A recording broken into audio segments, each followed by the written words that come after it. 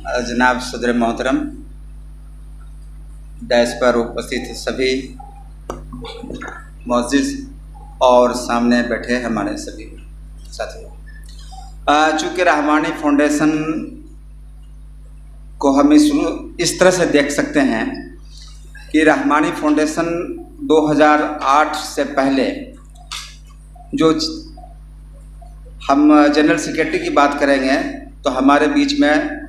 जनाब बसारत हुसैन साहब थे, और जनाब बसारत हुसैन साहब के बाद अब वैसे शख्सियत को डिलीवर करना था उनके पावर को, तो वो पावर अगर जफ़र अब्दुल रऊफ़ साहब के हाथ में मिला तो जाहिर सी बात है कि अगर जिसने जनाब बसारत हुसैन साहब के बारे में जानते होंगे इस शहर के पुराने लोग, तो वो निश्चित रूप से ये कह सकते हैं एक बड़ी शख्सियत के लोग थे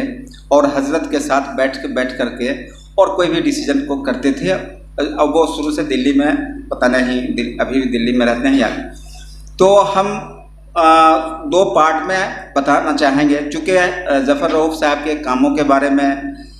बताने वाले हमारे दो ऐसे, एक वाइस प्रिंसिपल और टीचर जो बहुत बेहतरीन ढंग से बता चुके हैं, और उनकी यादों को रखने और संवारने के बारे में उन्होंने एक चैलेंजेस मौजूदा जो अब नए चेयरमैन होंगे या हमारे जो भी इसके एडमिनिस्ट्रेटिव होंगे उनके ऊपर जाएगा।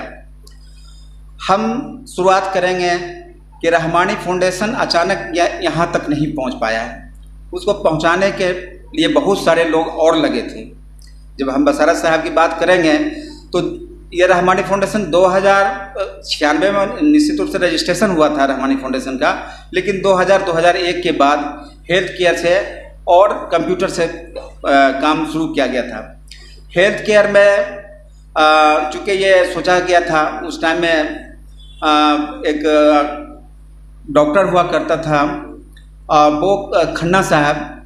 जो महावीर बाबू के साथ और एस वस्त्रालय के बल्लभ बाबू थे, और उस टाइम में ये चैम्बर ऑफ कॉमर्स के जगदीश अग्रवाल साहब हुआ करते थे। इन लोगों ने बहुत मेहनत करके, और राजू बाबू जो कुनाट टॉकीज के सिनेमा के मालिक हुआ करते थे, वो यहाँ के उस टाइम में हेल्थ केयर के सेक्रेटरी हुआ करते थे, और पूरा एक जंगल का बना हुआ था, और वहाँ से ये काम शुरुआत किया गया था। और वैसे लोगों ने काम धीरे धीरे करके हम 2003 में आए, और 2003 के बाद जो हम देखे हैं कि धीरे धीरे 54,000 मात्र उस टाइम में टर्नओवर था, और किसी तरह से इन्हीं लोगों ने, जिन लोगों के बारे में हम बतलाए थे, और शहर के कुछ मुअज़्ज़िज़ लोग चंदा चोर दे करके हेल्थ केयर का बहुत बड़ा हेल्थ केयर, आँखों का मोतियाबिंद का ऑपरेशन उस टाइम में हुआ करता था, IOL कैंप नहीं हुआ करता था, लेंस का प्रत्यारोपण नहीं हो पाता था। तो यहाँ लगभग 400-500 लोगों का ऑपरेशन होता था, और उससे रहमानी फाउंडेशन का मैसेज जो है पूरे इस एरिया में जितने 10-12 जिलों में मैसेज जाता था, और एक नाम होता था कि हाँ भाई रहमानी फाउंडेशन में ही, चूँकि चक्षुदान का उस टाइम एक ऐसा आँख का ऑपरेशन का वो केंद्र था जिसके नाम धीरे धीरे वो ख़त्म हो रहा था, और उसके जगह पर ये स्थापित हो गया और अपना नाम रोशन किया। तो चक्षुदान को भूल गया कि मुंगेर के में भी चक्षुदान था, अभी भी चक्षुदान का बहुत बड़ा कैंपस है, बहुत बड़ा अदारा है, लेकिन वो नहीं के बराबर काम चल रहा है। तो हम लोग वहाँ से अपने आप को बहुत ज़्यादा, सफ़ी साहब थे, उसके बाद राजू साहब के सेक्रेटरी ने बाद सफ़ी साहब थे, और कंप्यूटर में मौलाना मुशीर साहब थे जो बखूबी काफ़ी अच्छे ढंग से काम करते थे। और धीरे धीरे तब जा कर के हम लोगों ने हज़रत साहब के जो विज़न था, हज़रत साहब से हमारी जो डिस्कशन हुआ करता था, SM जहीर साहब भी उसी दौरान थे। उन लोगों का नाम नहीं बुलाया जा सकता है कि उन्होंने किस तरह से मेहनत किया है, और जब मीटिंग होती थी 7 बजे से शुरू होता था, 10 से 11 भी बज जाता था, और हमेशा रात में ही मीटिंग हुआ करता था हज़रत साहब के साथ। और इस पर बहुत गौर फिक्र करने के बाद हेल्थ केयर तो धीरे धीरे ठीक हो गया था। फिर कंप्यूटर में आया कि कंप्यूटर को इसको मजबूत किया जाए, और कंप्यूटर को फिर मजबूत किया गया। कंप्यूटर में भी बच्चों को पढ़ाई नहीं होती, बच्चियों को पढ़ाई नहीं होती थी, इस कैंपस में बच्चियां पहले शुरू के दिनों में बच्चियों का बारे में सोचा जाता था कि यहाँ कुछ अगर करेंगे तो कुछ ज़्यादा फसाद या कुछ हो सकता है, लड़कियों के रहने से मिक्सअप नहीं होता था, सिर्फ लड़कों का क्लास होता था। तो हम लोगों ने एक बड़ा प्रोजेक्ट बिहार सरकार से शुरुआत किया जो तालीमी मरकज़ के नाम से हुआ, और आरिफ रहमानी साहब उसके सेक्रेटरी थे, और हेल्थ केयर में भी आरिफ रहमानी साहब शुरू से ही थे।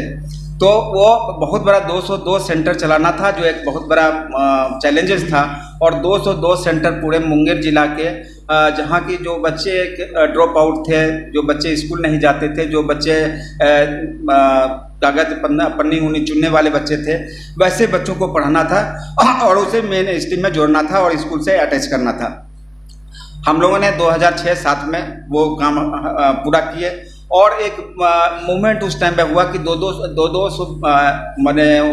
लोग यहाँ पर जो काम करने वाले थे, तो हर महीना में मीटिंग हुआ करता था, तो एक लगता था कि हाँ रहमानी फाउंडेशन में कुछ एक्टिविटी भरा है, कुछ शुरुआत हुआ है। जबकि सिर्फ 2 ही मौके पर यहाँ पर भीड़ लगा करता था, जब आँख का ऑपरेशन होता था, और ऑपरेशन 2 बार ही होता था। चूँकि BN खन्ना साहब पूरे देश में ऑपरेशन करते थे, इसलिए वो वक्त बहुत कम दिया करते थे। तो ऐसे हालात में मैंने यहाँ एक्टिविटीज़ बहुत आमद और रफ्त बहुत लोगों का कम था।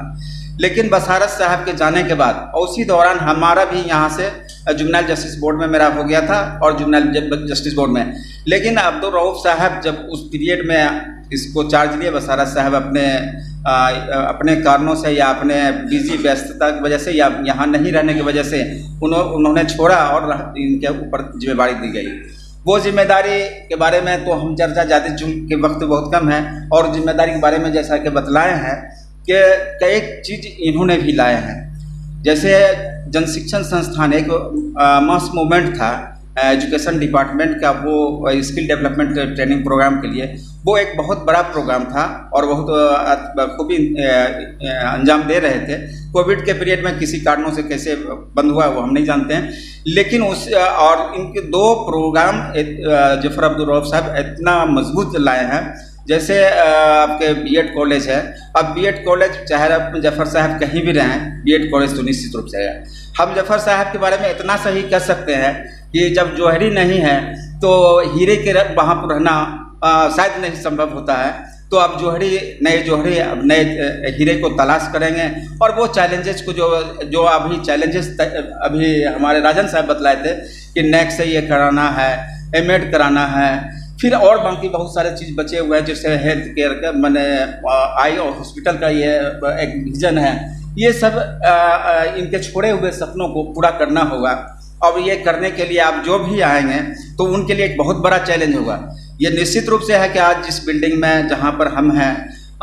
एक बिल्डिंग तो छोटा नहीं बहुत बड़ी हवेली दिया था, उनका दिया हुआ था, और उस हवेली के बाद उससे कई गुना हवेली या बिल्डिंग बनाया गया है, जो इनके पीरियड में ही बना है। और इस बिल्डिंग में आप कैसे और क्या कर सकते हैं, और क्या नए प्रोजेक्ट ला सकते हैं, नए काम कर सकते हैं, लेकिन इससे बड़ा चैलेंजेस है। अगर उस चैलेंजेस को अगर काम कर लेता है तो फिर जैसे आज